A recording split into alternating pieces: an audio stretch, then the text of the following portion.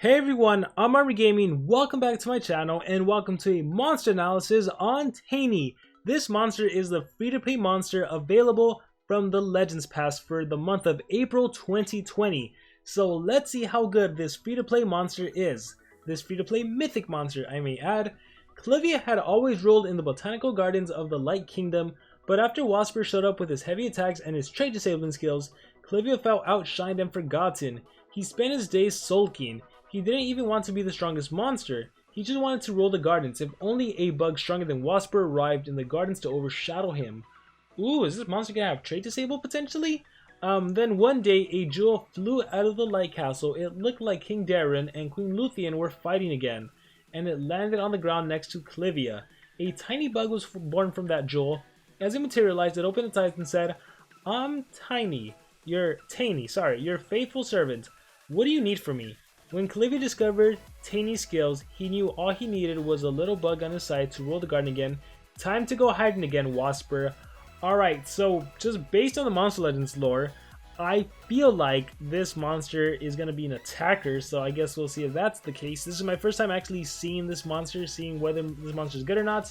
So based on the lore, I'm going to guess attacker. The thing about nature monsters is, historically, nature monsters tend to be supportive, they tend to be healers, and typically nature monsters are not that great. Just historically, when it comes to all the nature monsters that were released, the Nemesis, the VIPs, and everything, like, I feel like Grakon is a standout nature monster who's just phenomenal and makes up for all the bad nature monsters that were ever released. But let's see how this mythic monster compares. So we'll start with the life stat. This monster has a life stat of 54,891. From the mythic monsters, this is actually the second lowest life stats, which I think is promising. Typically when we have a monster with low life stats, they tend to be pretty strong. So, in terms of power. So, yeah, this is the second lowest life stat, so he does have more life than Froma and Morgs, who have the same life stat, and they have the lowest. In terms of power, this monster has 5,491, which is actually puts him in 5th place. And I know 5th place sounds like it's low, but there's a lot of the mythic monsters have very unique power stats, so that's really not bad at all. It is less than Zavipits, but it is more than Gaidaigo, Froma, and Cat UFO, just for context. And in terms of speed stat, this is actually the second fastest speed stat for the mythic monsters. 4857, this is just slower than Miseris, Froma, and Morgs, who have the same speed stat. So, okay, not bad, not bad. We have a fast monster, not that tanky compared to the mythic monsters, and a pretty middle power stat compared to all the mythic monsters. Let's talk about the trait. At unranked, assuming you get this monster unranked, which you will get from the past, assuming you're watching this video in April 2020, and you get this monster with hardened, so that's good, 20% of the chance you won't get hit with negative effects. At rank 1, you get freeze immunity, which I think it goes without saying, you definitely want to get this monster to rank 1. Anytime you have a guaranteed immunity to a control skill, like freeze, you definitely want that, so definitely be sure to take advantage of that. Alright, and then at rank 3 we have Status Caster 50% damage protection. This would have been very nice if it was an area Status Caster. That way your team could also benefit from the 50% damage protection, but nonetheless, at least you get that little protection. In terms of relics, this monster can hold the Amulet and the Essence, and anytime a monster can hold the Essence, it's automatically good because they have access to Uriel's Essence, so if they die, they can literally come back to life. So that's going to be interesting. In terms of books, this monster is an Evil Legion monster, a Wing monster, and a Family monster. Okay, let's keep going. So tier 1 skill, the Transmitter. Deals moderate special damage to an enemy, applies a random negative status effect to one enemy, applies a random negative effect to one enemy, requires cooldown. Okay, so this is very interesting. This skill does not cost any stamina whatsoever, so if you get your stamina drained, that is completely fine, has a 1-turn cooldown, and it deals 30 damage. So 30 damage on top, it applies 2 random negative control to the enemy monsters. I like that because this is kind of unique with mythic monsters. We normally don't see a bunch of text. Like if you look at the analysis for Miseris, it's literally heals allies by 50%. Next line, applies life regen. Next line, applies double damage. So to see a monster that actually is doing a little bit more, that's kind of fun and exciting. Moving on, New Wave removes all negative effects from our allies, applies precision to our allies. Very nice. So I think this is going to be a supportive monster, not an attacker, because you have a skill that removes negative effects. I don't know if we have another mythic monster that cleanses negative effects. I'm pretty sure there might have been one. I'm trying to think if Froma did that. But being able to cleanse negative effects, amazing. I like that. And on top of that, increased accuracy. Look at that hefty stamina cost, 70. Wow, just for making negative effects, but that's definitely useful. Let's keep going. Wasper's Ways deals moderate nature damage to an enemy. Ah, there's that trait disable. I knew it. And applies poison to an enemy. I mean, you have yourself a trait disable skill. That's pretty much what it is. On top of that, it'll poison. That's nice. Obviously, if it would have been like trait disable stun, that could have been better. Trait disable freeze, that could have been better. But hey, I'll take a trait disable. So for example, if you're battling, this is probably really useful against like Armor Claw, who has taunt. If you want to get rid of that taunt, hey, I can just trait disable you. And like I said, not a lot of mythic monsters right now can cleanse negative effects. So, I mean, obviously, if we're fighting legendary monsters, a lot of legendary monsters can clear negative effects. But once it becomes like mythic on mythic battles, trait disabling is definitely going to be very valuable. A Swarm Rush removes positive effects from one enemy, applies, what the heck? Removes positive effects from one enemy. Alright, so your positive effect is gone, skill mirror evasion, it's gone. Applies Megaton to an enemy, applies Guard Down to an enemy, requires cooldown. This is very, very, very unique. Swarm Rush. So you're basically giving Megaton to an enemy monster, and then you're giving Guard Down so your attack does not miss.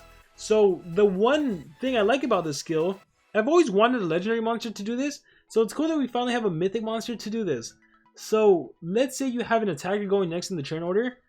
What you can do with your monster, with Tayni, is that you can apply Megaton to the monster and then blast that monster with a powerful AoE skill. So that's pretty cool, right? Like, let's say you're facing a dark monster, and I have Armor Claw and this monster together, and I give that monster Megaton to the dark monster, and then I do Save Rossi God with Armor Claw, and then it's light-based damage, AoE, against that dark monster. That's pretty cool. I like that. Interesting mechanic, and thanks to the Guard Down, it won't miss. I really like that. And you remove positive effects before applying the Megaton. That makes perfect sense, because if the enemy monster had evasion, evasion is gone. If that enemy monster had skill mirror is gone.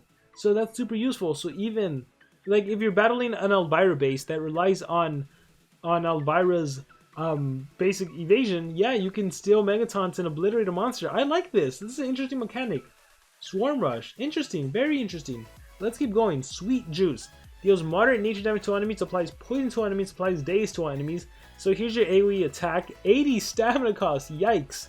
But 30 damage, poison, and poison and daze. And then Hurting Hand. Hurting Hand removes positive effects from all enemies. Nice. So like a Froma skill.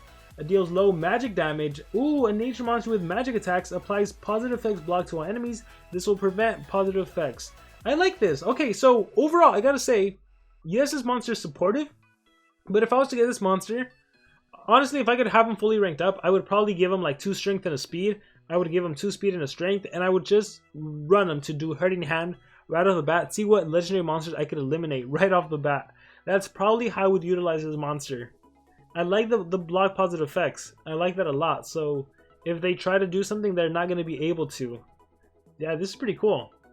I like this monster. I didn't think I would once I started seeing who's supportive, but I'm a fan. I think what I ended up liking most of all was just the Swarm Rush mechanic. Very interesting. Let's look at the ultimate. On the Buzz removes positive effects from all enemies, disables traits, applies block positive effects. It's sad that this does no. It's sad that this deals no damage, but I mean, it's a basic AoE trait disable and block positive effects on top of that, which is nice. Tayni is a nature support debuffer. He can remove positive effects from enemies as well as negative effects to allies.